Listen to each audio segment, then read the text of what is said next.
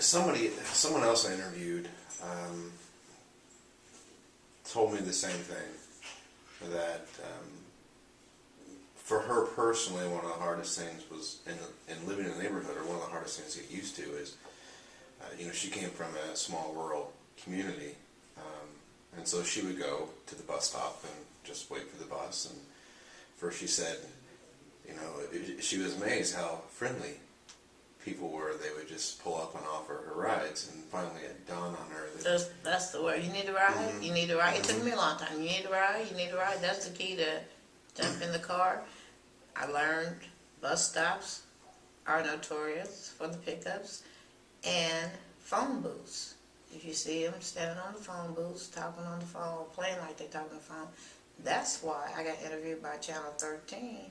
What do I think about the phone booths on 10th Street? Because who was it? 18th, whatever. Want to take them out. Look them on 10th Street now. See how many phone booths you see. They're taking them out. Yeah, I think the only one I can recall is the corner of 10th and Rural. They're taking them out. They're taking them out because they knew that was a hot spot. So. So how do you, as a community, how does a community or a group of individuals or an individual go about changing the expectation that you'll be able to find prostitutes and the amount of prostitution? Because in doing this project, it dawned on me that if I were female, I don't know that I would want to live here, because there are a different set of concerns. True. However, it's come along. It used to be very bad. What are some of the ways that it's changed that you've noticed? They moved them on. They're not gone away. Right. They moved down Michigan and Washington. They're not really on 10th Street like they used to be, because it used to be, and I think partly because of the community uproar.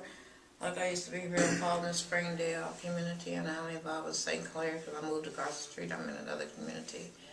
Are actively telling the police liaison, get them out of here, do something. Don't just. I have, when I lived in Brookside, do you know where Brookside is? Mm-hmm. And that parking lot in back there, that would be a main drag for them to stop, pull up, do their thing, or whatever. My daughter said, Mommy, please. I go out, put my notepad in my pen, and just act like you've taken license plate. Mm-hmm. They'll leave. One of the girls I knew, Donna, she said, how dare you, Miss Valerie? I can't say whatever. I don't care what you do. I can't define that. I can't dissuade you. You're just not going to do it over here, And that gives them a thought process that, like I tell them, you think it's okay, and just because we live on 10th Street and we live on the Near East Side, we don't care. Oh, we care. Oh, we care. And we don't want it happening over here, Go somewhere else and do it,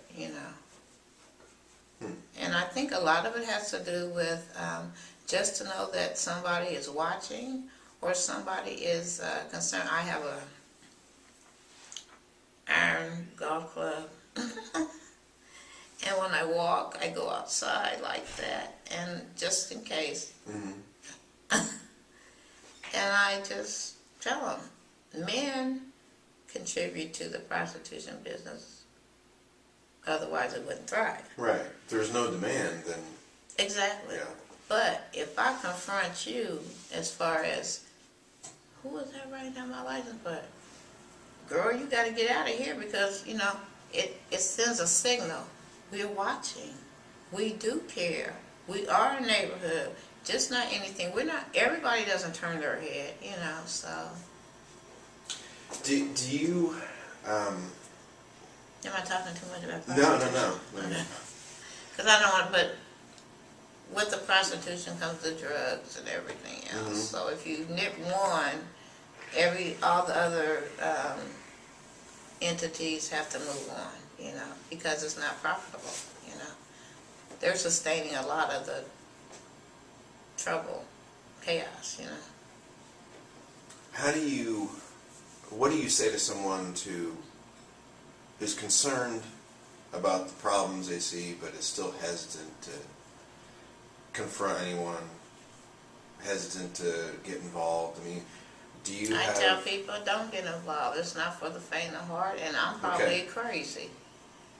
But that's me. You can call 211 in a minute and tell them, we want you to get involved. You can fill out, they have little blue cards for the police, fill them out. The community and the police probably have the mindset too, I think, that if they don't care, why should we care? But we have to let our police know that we do care. I talk to the police all the time.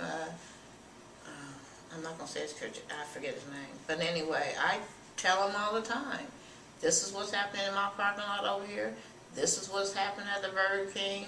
You need to get over there. And he's seen me and talked to me, yes, you're right, you know.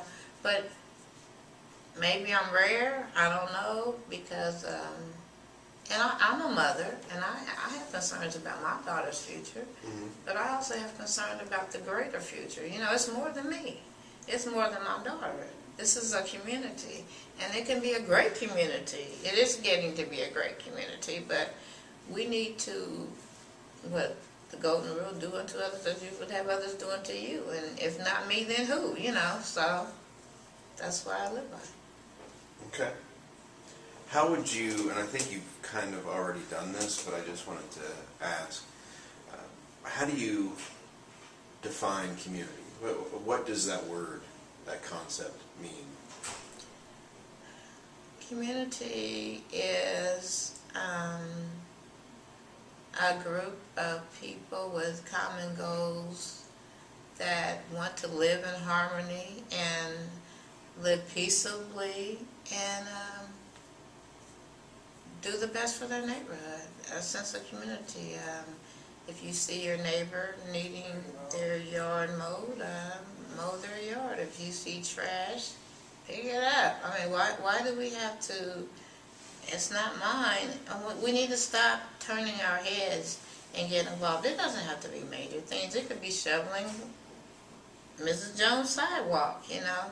Community means people working together for the good of everyone.